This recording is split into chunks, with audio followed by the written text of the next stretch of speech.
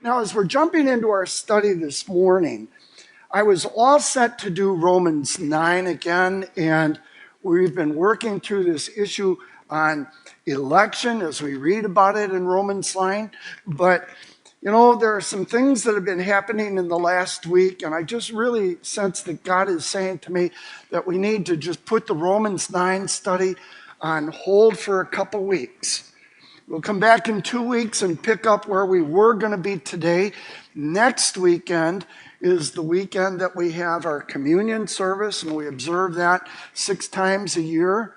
And so we'll look forward to that next weekend. But this weekend, I really believe that God's put it on my heart to share with you a message that I think is critical for us to hear. And my original plan was to share this when we got to Romans 13, and we were talking about the relationship between Christians and our government.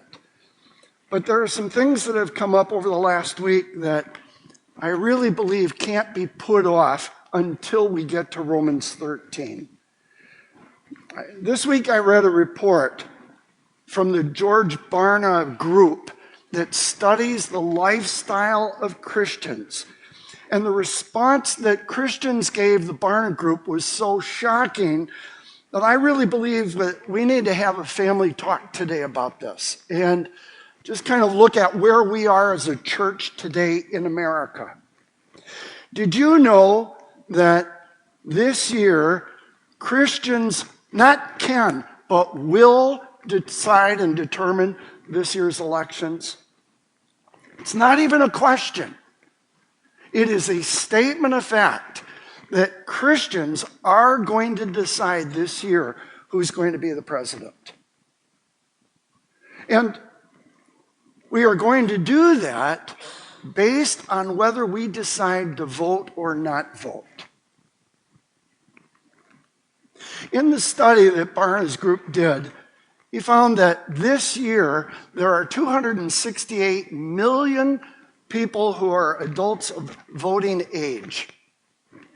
And out of that 268 million people, there are 212 million, 4 out of every 5, who claim and identify as a person of faith. Now, most of those are Christians, but it can be any religion in this people of faith category. But of those 212 million people who are self-declared people of faith, only 51% of those people of faith plan to vote this year. Nearly half have already decided, I'm not going to get involved. I'm going to sit this one out. 104 million people who are people of faith have already decided they will not be voting this year. And out of that 104 million, would it surprise you to know that 41 million of self-identified born-again Christians have already decided they're not going to vote? 41 million born-again Christians. And 32 mainline Christians who just say, I'm Protestant, are not going to vote. And 19 million Catholics have decided not to vote. This is shocking to me. Absolutely shocking. 64% of people who call themselves born-again Christians actually attend church almost every week. That's really encouraging. And only about half of mainline Protestants and Catholics attend church maybe once or twice a month.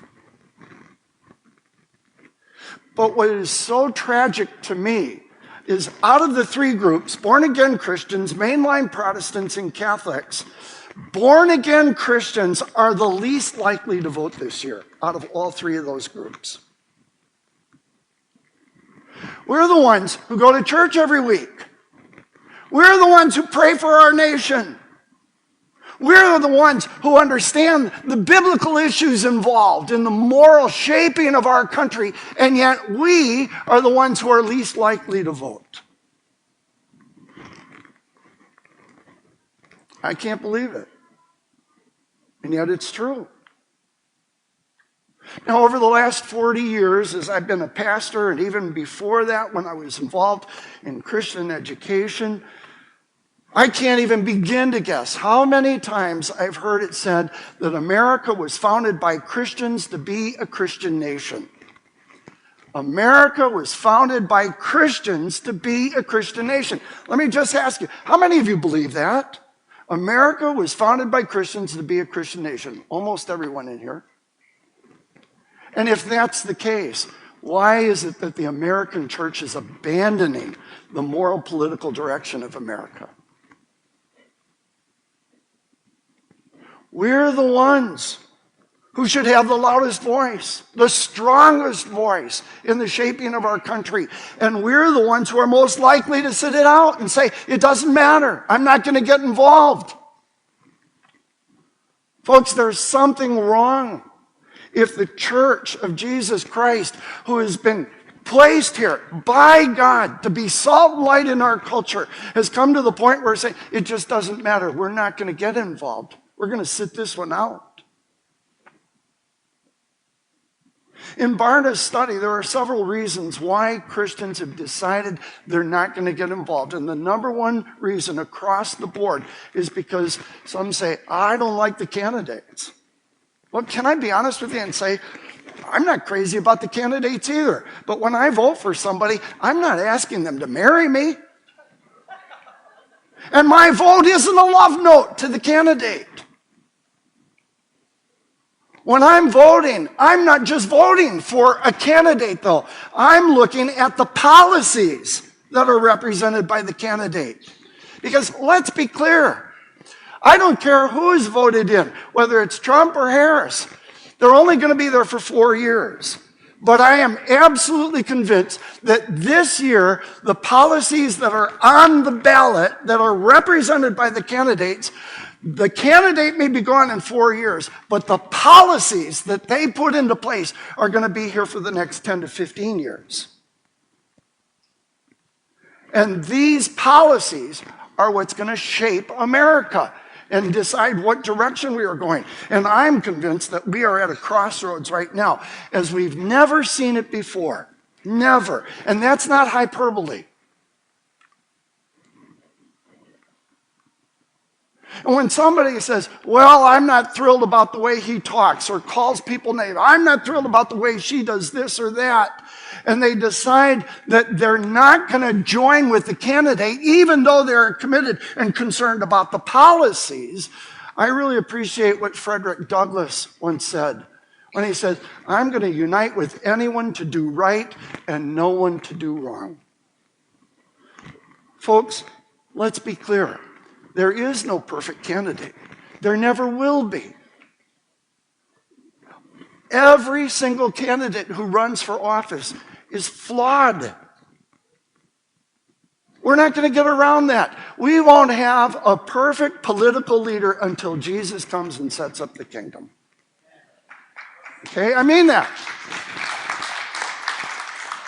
But while we're waiting, we have a responsibility to be a voice, to be a light. Some say, well, I don't like the candidate, but others have said, and I've heard all this, my vote doesn't count much. I'm only one person. Let me share two numbers with you. The first one is 158 million, and the second is 43,918. 158 million is the number that represents all of the votes that were cast in 2020 in the presidential election. There were 158 million people who voted for the president in 2020. And can you imagine and believe that the entire election was decided by less than 44,000 out of that 158 million? It's truth.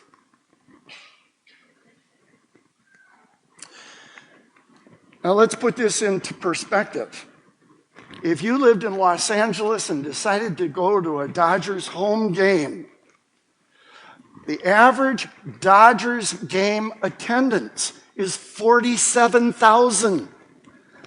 That is more than the number of people who decided the 2020 election. It all came down, not because of the popular vote, but because of the Electoral College. It all came down to 3 states. 44,000 people, essentially, in 3 states decided who's going to be the president. In Georgia, it was not even 0.25%, 0.23%. 11,000 votes determined who is going to take Georgia's electoral votes. In Arizona, it was 0.3%, and that was only 10,000 votes. And then in Wisconsin, it was just over half a percentage point. 20,000 votes decided, and those 3 states were the 3 states that decided and put Biden into office.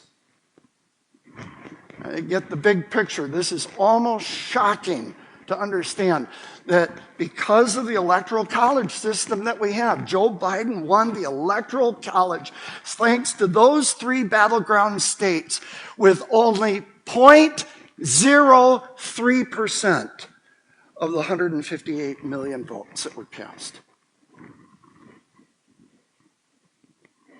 Everybody's vote makes a difference. Everybody's. When you're looking at numbers like this, and the entire election was decided by less than 44,000 votes, and we know that there are some 50 million people of faith who have decided they're not going to get involved. We're the ones who are going to determine the election. Let's just be clear about this.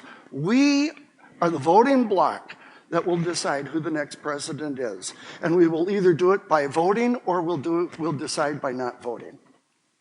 You can't pass off this responsibility. Christians are the single largest voting bloc in America. And right now, only half of us have decided to get involved.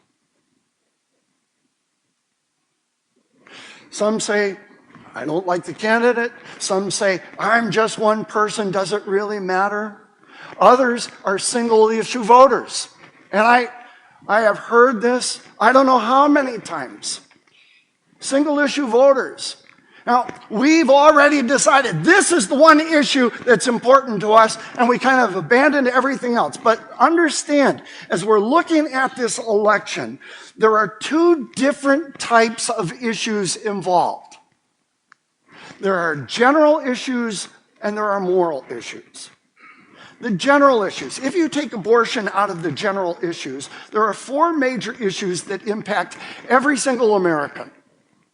Christian or not, person of faith or not, the economy, the border security issues, crime and safety that's involved in every state now, and then foreign policies, especially as it relates to Israel.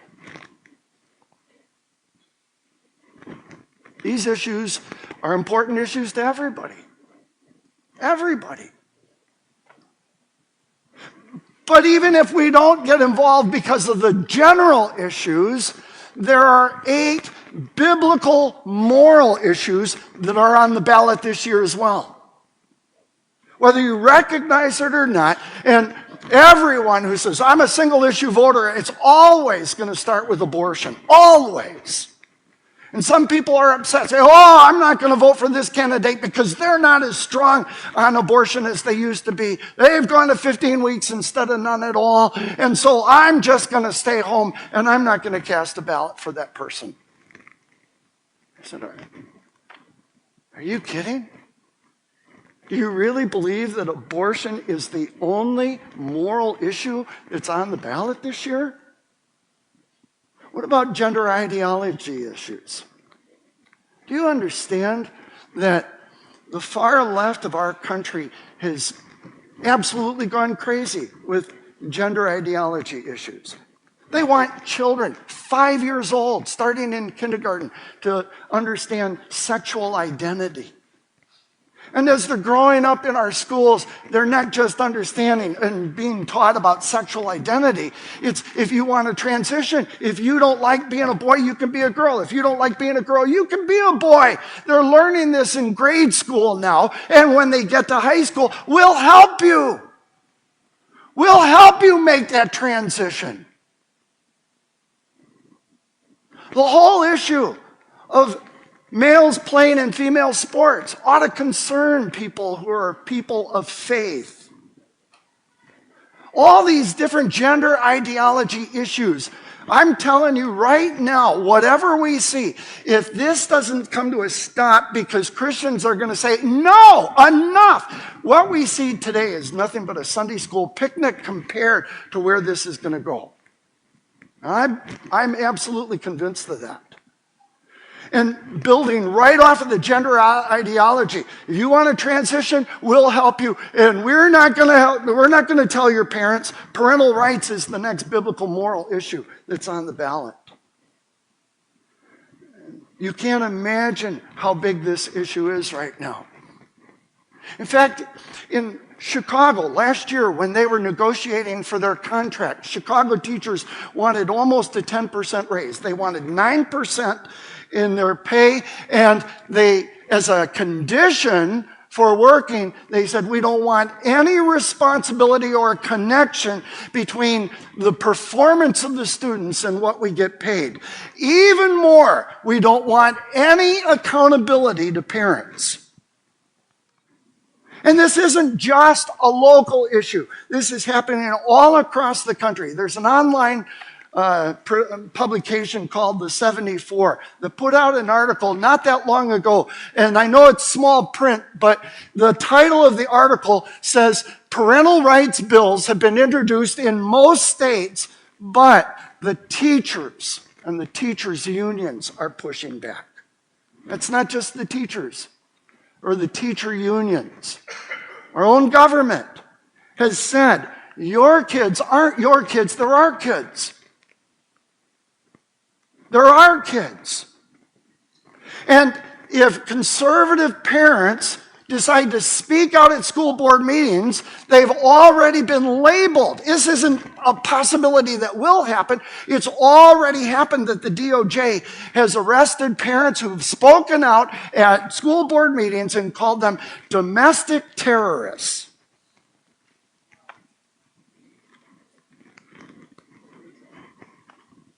There's something wrong here.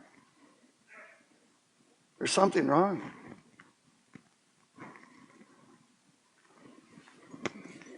And it's not just parental rights.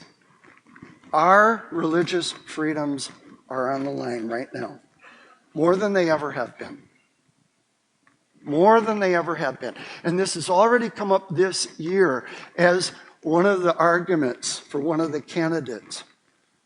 When the question came up, if insurance companies are required to pay for abortions, if Catholic hospitals and the nuns that work there are required to perform abortions, should there be religious exemptions? And one of the candidates said, no, there should be absolutely no religious exemptions. This is going to be the law of the land, period. And this isn't just about abortion, it's about every form of expression of our faith. Constitutionally, this should be one of the most protected things like the freedom of speech. And yet, it's not. It's under attack today like we have never seen it before. And freedom of speech and freedom of religion go hand in hand. Let's be clear about this. The government has already said that if conservatives speak out and say anything that goes against the narrative of our culture today, that everything that we say is misinformation or disinformation. But it's worse than that. It's not just that we're labeled as sharing mis or disinformation, but it even comes down to what can be said in churches today. And let me just be clear. I am not a prophet or a son of a prophet, but I am absolutely convinced that churches that teach the Word of God without apology and without skipping anything, those churches within our lifetime are going to lose their tax-exempt status, and that's where it starts. It always starts there. And then Canada, if you look in Canada, pastors who teach the Bible without apology and without skipping over issues, pastors are already arrested and jailed just for teaching the Bible clearly. It's already happening. I'm convinced that this election will decide how we're going to go in terms of our religious freedoms and freedom of speech. All the stuff that we've seen from social media platforms, all the stuff that was buried and hidden that represents a denial of freedom of speech, all of the stuff that's being said in campaigns, and this is a campaign issue, is going to determine whether or not we are, as Christians, able to communicate and speak our mind, speak the truth without fear of being persecuted or punished.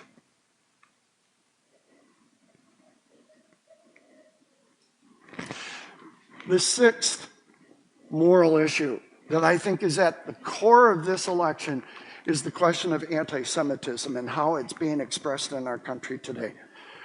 Who could have ever imagined that over the last year we would see the demonstrations, these pro-Hamas demonstrations, the anti-Israel demonstrations, that schools would be shut down, colleges would be shut down, streets in New York and other major cities would be absolutely shut down because nobody wants to say, enough, we're not gonna abandon one of our closest allies. And even if it wasn't strictly a political position, Christians should know that God has a special delight in Israel. And this is a biblical issue for us. It's not just a social political issue. And how we treat Israel and respond to Israel is on the ballot just as much as any of these other things are. Educational philosophies are on the ballot. Look, I had to study education. My doctoral degree was in school administration. When I was in school administration, I had to do all this study. Do you understand that ever since John Dewey in the late 1930s, the public school structure has been basically a secular humanist philosophy? There's no arguing about this. It's just reality. But again, where we are as a nation today and the philosophies that are guiding public education that have nothing to do with teaching math, English, or any other intellectual skill, cognitive skill. It's all about social engineering today. And the educational philosophies that are being dealt with today in the public school system, again, make John Dewey look like a Sunday school teacher. This is reality. And for the person who says, I'm a single issue voter, and if it's not abortion, I'm not going to get involved. Are you kidding? Look at all these other things that are on the ballot that we need to have a voice in. The eighth one is the DEI, diversity, equity, inclusion, woke equity initiatives that are happening.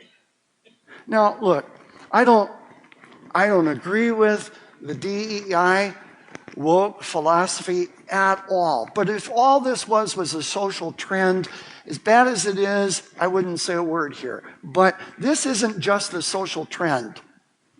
The DEI woke equity initiatives are a religion. And I mean that. That is not hyperbole. It is a religion. There is a characterization of sin involved here. And the sin isn't based on your actions or thoughts. The sin is based on your skin color. If you're a white male, you are an oppressor. And anybody who is not a white male is the oppressed. And the oppressor is inherently sinful. And there is no redemption in this. You can't stop being a white male. And so there's no forgiveness. The only way that you can work for forgiveness, and you have to keep working and working and working, is to do whatever it takes to bring equity, equality into the marketplace, into education, into the hiring practices. And it's always, always, always going to be about a moral flaw within you, not because of what you've done, but because of who you are.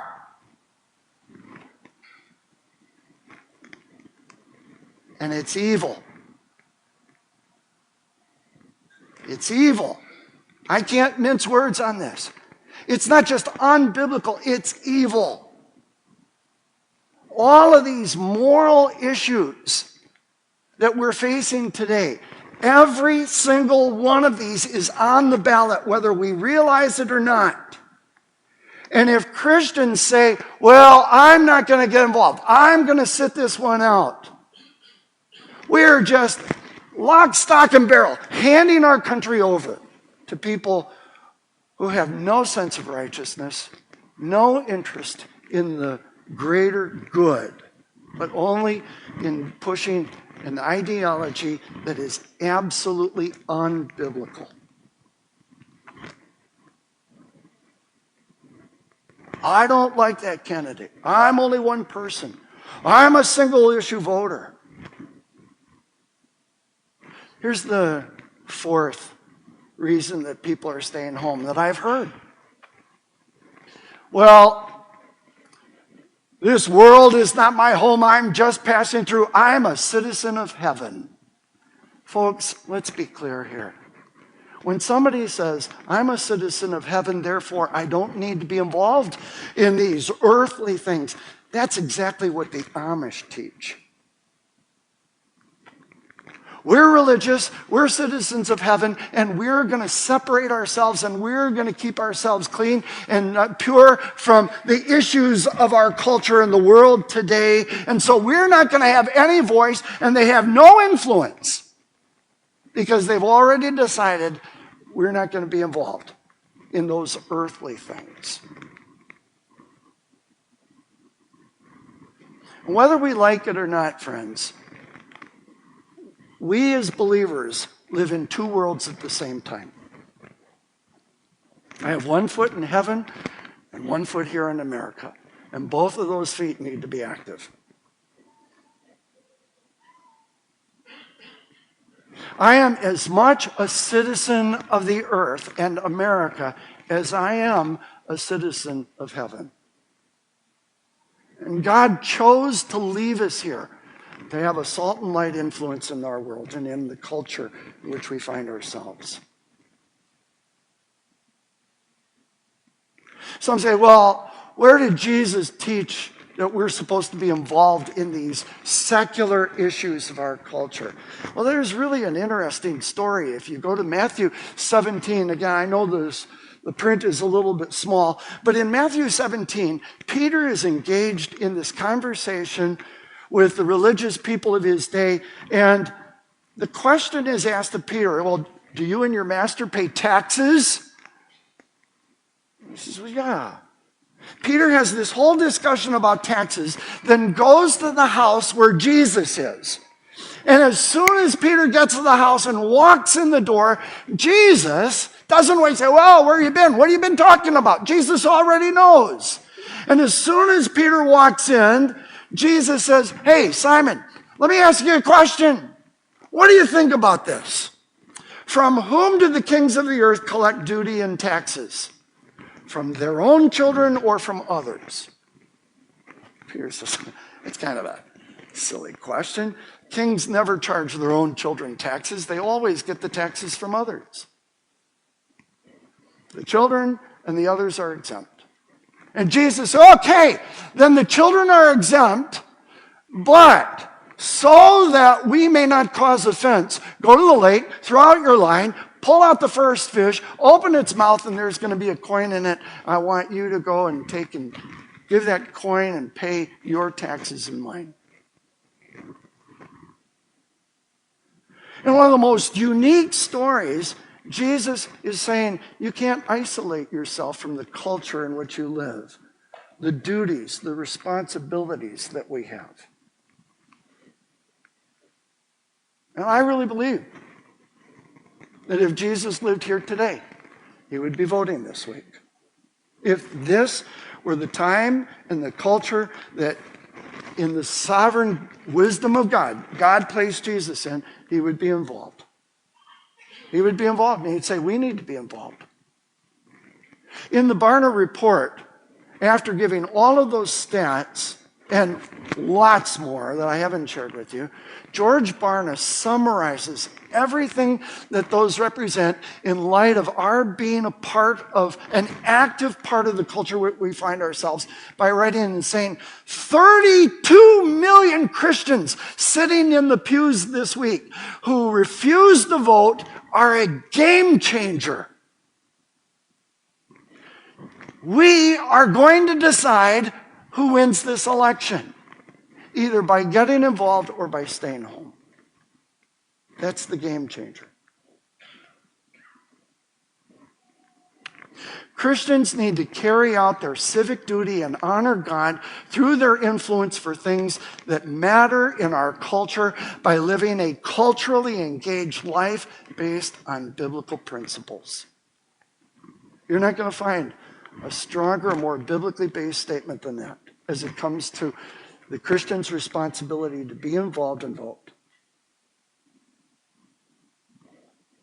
Christians need to carry out their civic duty and honor God through their influence for things that matter in our culture by living a culturally engaged life based on biblical principles. We vote not on personality, but by policies. And our policies should represent biblical principles. And he pushes one step farther when he says, in a society where a huge majority of people want their lives to make a difference, and millions of Americans lament the lack of options for making their life count, what a sterling opportunity November 5th represents. Some people say, I don't know how I can make a difference in the world. You can make a difference by voting. I don't know how I can have a voice. You can have a voice by voting. And by voting for things that represent biblical values. Now, let me be clear. I have not said a single time, this is who you should vote for. And quite frankly, it doesn't matter if the person that we vote for wins or loses. That's not the real issue. The real issue is that you and I are taking the opportunity to vote our conscience and our faith, to be a light that shines in the darkness and represent biblical values to the world and say to everyone in our country, this is what we believe to be true and right and important in our culture. I'm on a thread with a bunch of guys who talk about lots of different issues, and the election has come up several times. One of the issues that we've kind of bandied back and forth is whether or not voting for Christians is a requirement or a privilege. A requirement or a privilege. Just recently I said, when it comes to requirement, I don't know if you'd call it a requirement or not, because we don't have a chapter and verse that says every Christian has to vote in democratic countries. But it doesn't change the fact that requirement and privilege go hand in hand. In fact, in one of the most unique parables that Jesus taught in Luke 12, he's talking about a master who has servants, and he gives them responsibilities. And at the end of the story, after dealing with these workers and how they managed the opportunity and responsibilities they gave them, Jesus gives this principle that applies even to this situation today when he says, when someone has been given much, much will be required in return. And when someone has been entrusted with much, even more will be required. There's no point in us debating back and forth, is this a requirement or a privilege?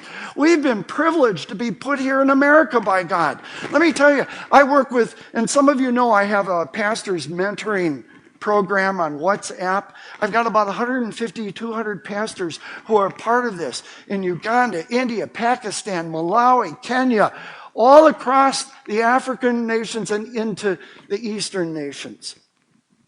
Every week, I'm involved in their lives in one way or another. And there isn't a pastor on that group who wouldn't kill to be an American. They would give everything they could if they could be here and have the opportunities, the privileges that we have.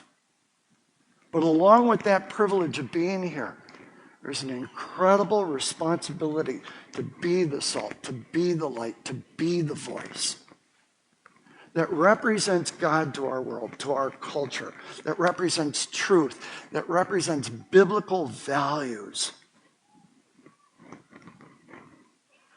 William Wilberforce, and this is where I'm going to close.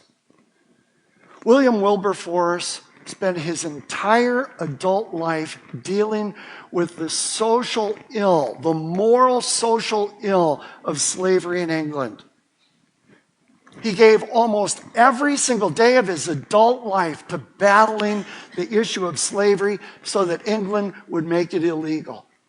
And he was ridiculed, he was rejected in Parliament, and he never stopped fighting. Never. He said, this is a moral issue, it's not just a social issue. I'm going to fight this battle. And just before he died, England outlawed slavery. He made a difference. And in the course of the battle, he said, let it not be said of me that I was silent when I was needed.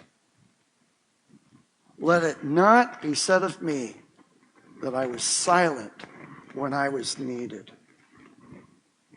Friends, America needs you right now. More than we've ever needed before, America needs us. America needs us to stand up, to have the courage to vote our convictions based on what we understand to be true and right from the scriptures, without apology. And it doesn't matter whether our candidate wins or loses. We're going to stand up and be a voice for God, for families, for the righteous laws of a nation that's in trouble right now. And I hope that you'll be as serious about that responsibility as William Wilberforce was. And you'll be able to say like him, I don't want anyone to ever say that I was silent when I was needed. Amen? I hope that you won't say, I'm going to sit this one out. I hope that as a follower of Jesus, you're going to get involved, you're going to be a voice, and be a light that shines in the darkness of our world. Let's pray.